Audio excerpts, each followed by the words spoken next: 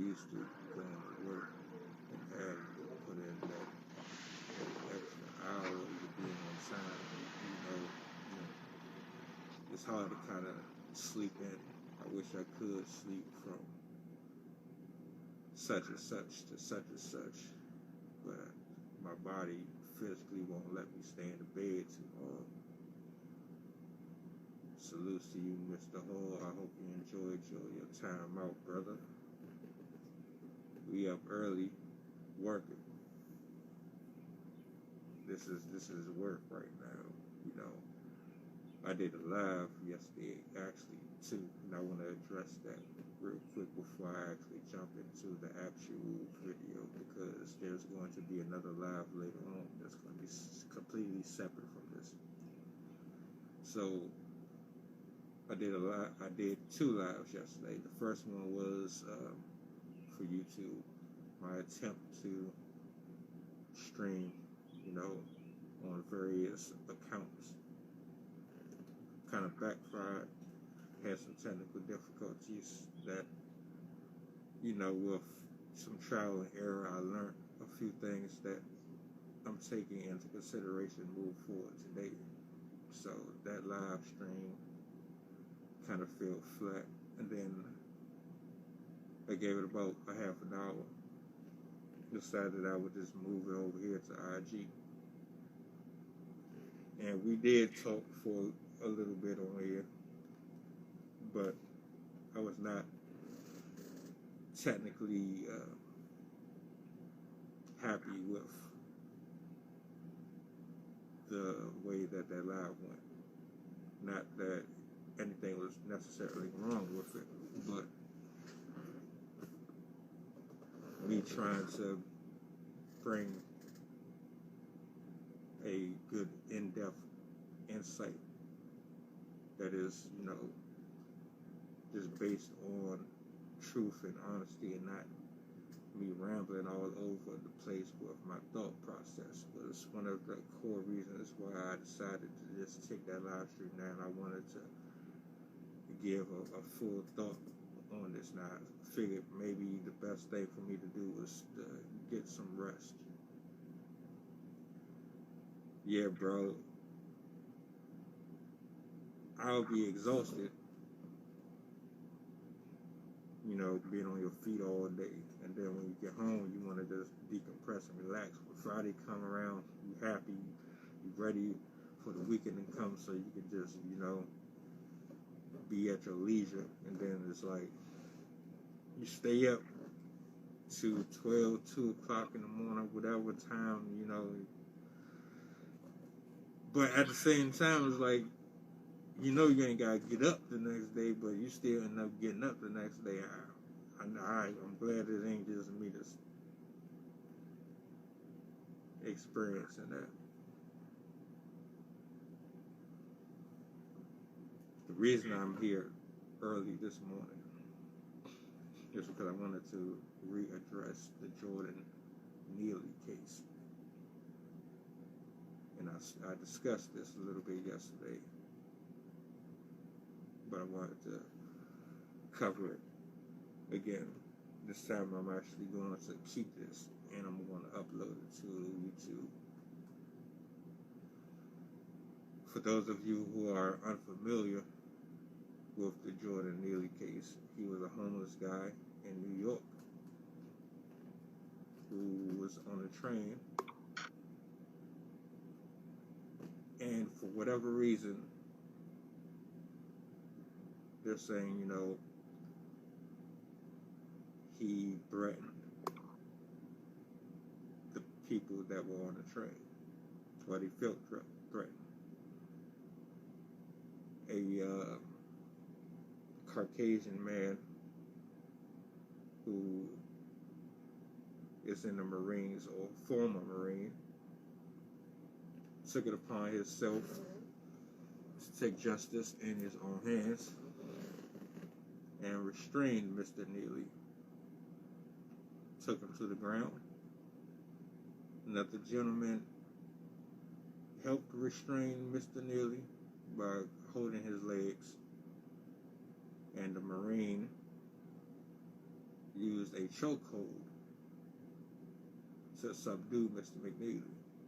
The result of his chokehold was a fatal restraint, killing Jordan McNeely. Mind you, this is a homeless man.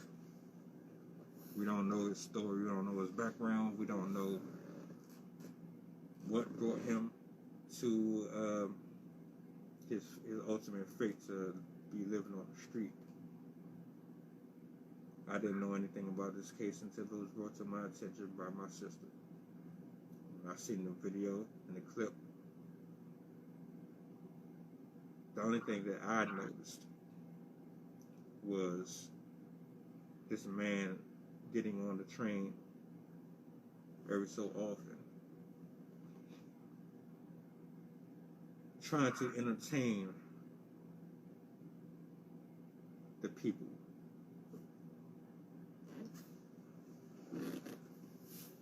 One of his go-to performances was renditions of Michael Jackson.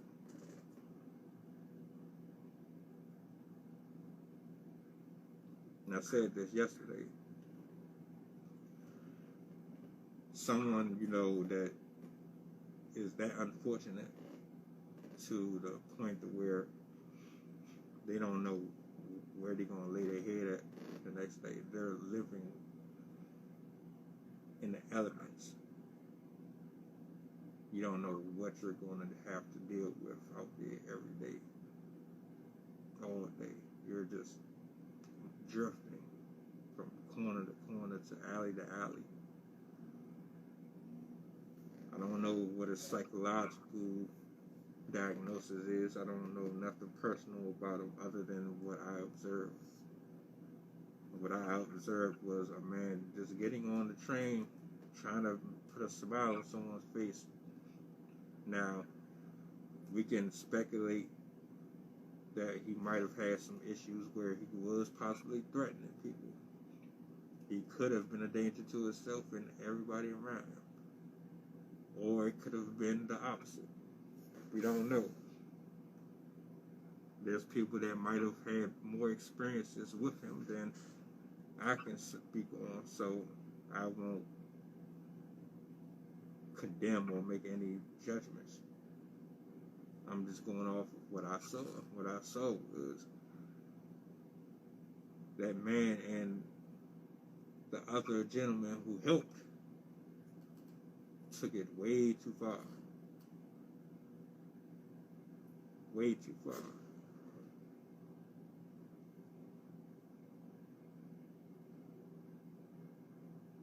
I agree, Miss Foxes. They went extremely overboard. Look at it from a couple of different areas. I'm looking at the fact that this train has cameras. So we should be able to tell how the altercation happened. Was it so extreme to where he had to take it there? Did Jordan Neely have weapons? Was there any physical threat? Not only does the train has cameras, there's someone on the train that's got a cellular device. Someone's recording. They're always recording. You could get hit by a train or a bus and somebody's recording. No one is getting out of their seat to help. They will record and post it before they do anything about it. It's absolutely pathetic and sad, and it sickens me.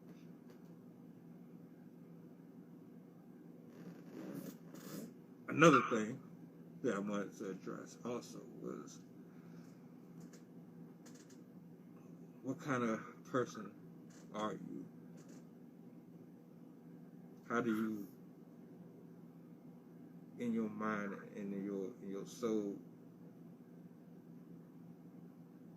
come to such a conclusion that the only way to restrain and restrict this man from any possible threat? How do you come to the conclusion that the only way to stop him is to take his life? What kind of person are you? I don't care if you're a Marine, ex-Marine, police fighter. I say police fighter. Firefighter, police officer, humanitarian, philanthropist. I don't care what your role or position is in this world. You couldn't come up with any other alternative ways to provide safety to the people on that train and to yourself and him. You couldn't zip tie, you couldn't put anything that would bind his hands and his legs. You couldn't do that. Your only course of action was to choke him out until he no longer had breath in him.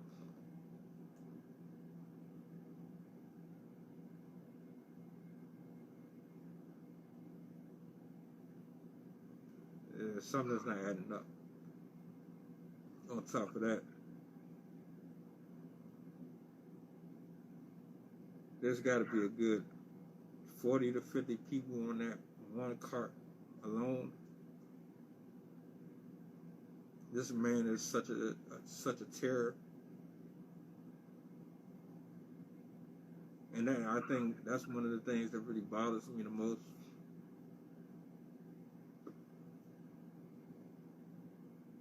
There's that many people on the train in that one section alone, and you're telling me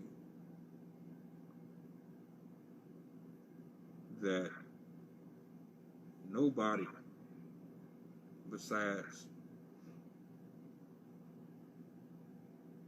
the one and number two got up to do anything about it. I'll take it even a step further. When they saw that the man was being strangled to death, why didn't anybody say that's enough? Why didn't anybody pull him off? Why didn't anybody help restrain him? Why was everybody just sitting there looking so casual? Why? How is this so fucking casual?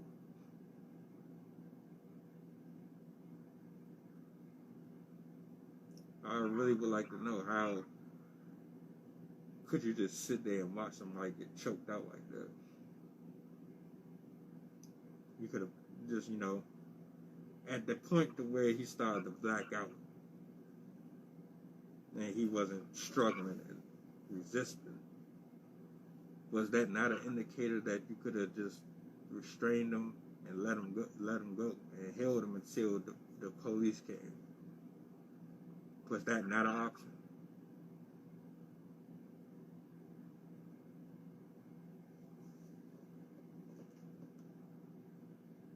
See,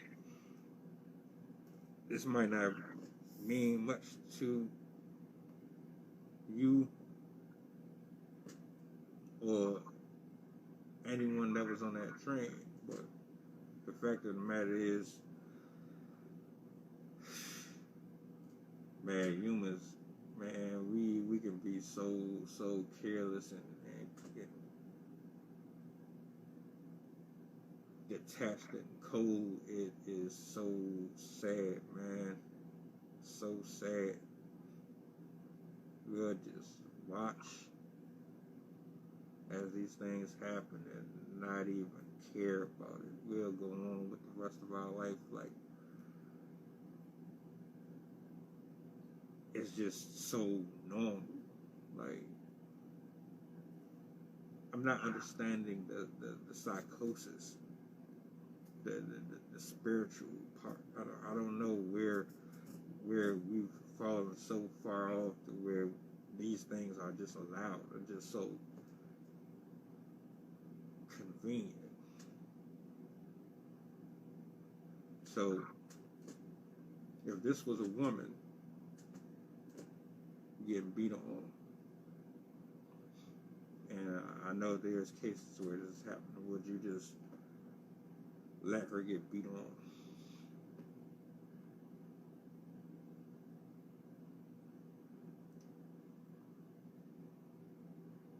I'm more so looking at the people on this train and just humans in general. A little more close.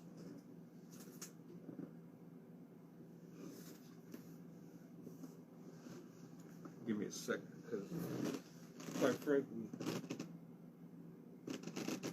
as much as I love people,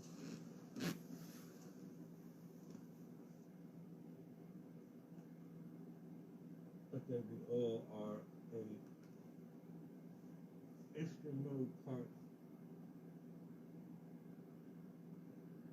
in the deconstruction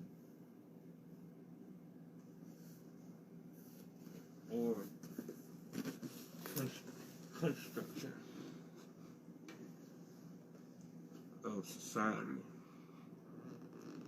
I'm gonna have to rotate. Hold on.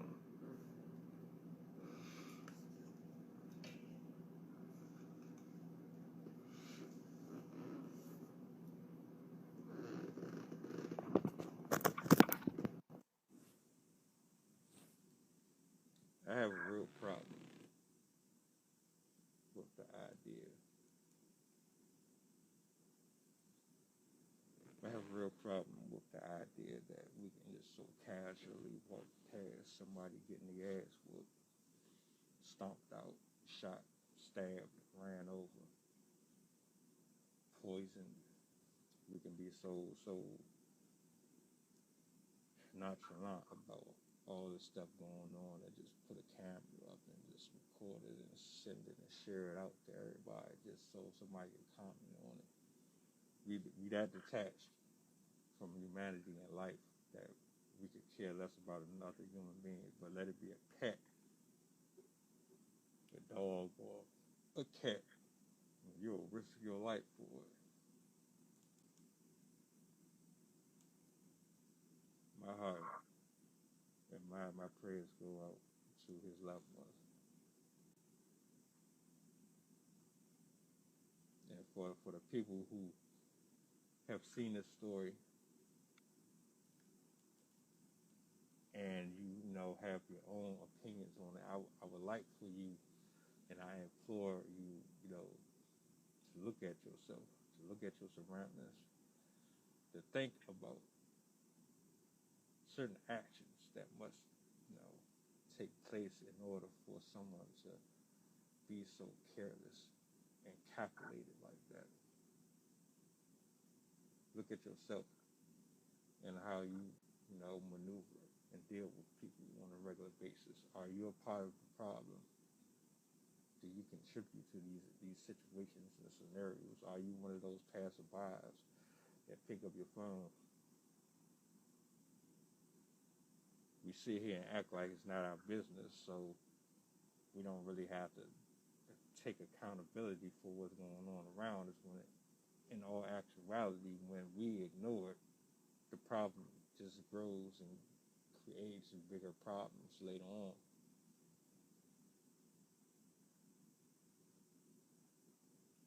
The system has always been flawed. We know that. His support system, whoever is connected to Mr. Neely, failed him. And I really don't know him. Maybe they tried to help him. Maybe it wasn't enough. Who knows? But we gotta do better. We gotta find more ways to create opportunities to heal these people and pull these people out of these dark places, or create more establishments that will, house folks like this and get them the help that they need so they can't be out here creating these problems. But now I gotta look at people more sideways now than ever. It's bad enough that regular people who don't have any ailments, that work regular hours, that have a roof over their head, they're bad enough as they are.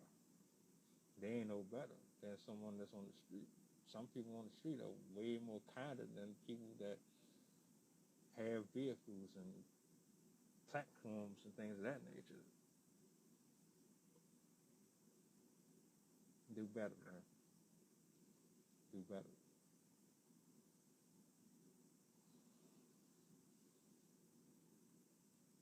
I hope y'all have a beautiful weekend or are enjoying your Saturday and Sunday. It's getting way more wicked out here every day.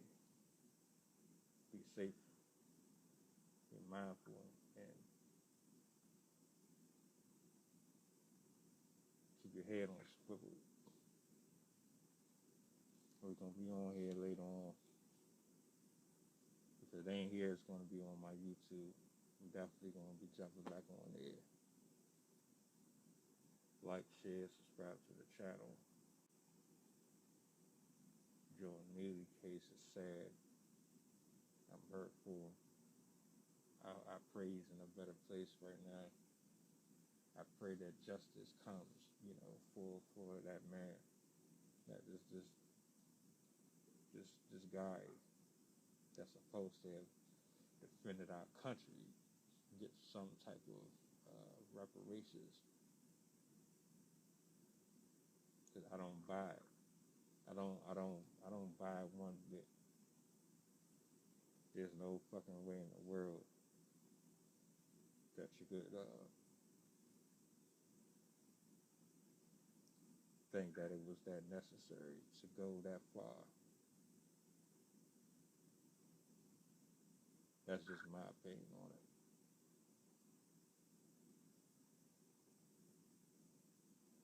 But this is no cap all world. I am the SV. Like, share, subscribe to the channel. Link in the bio. New merch on deck. I will talk to you all later.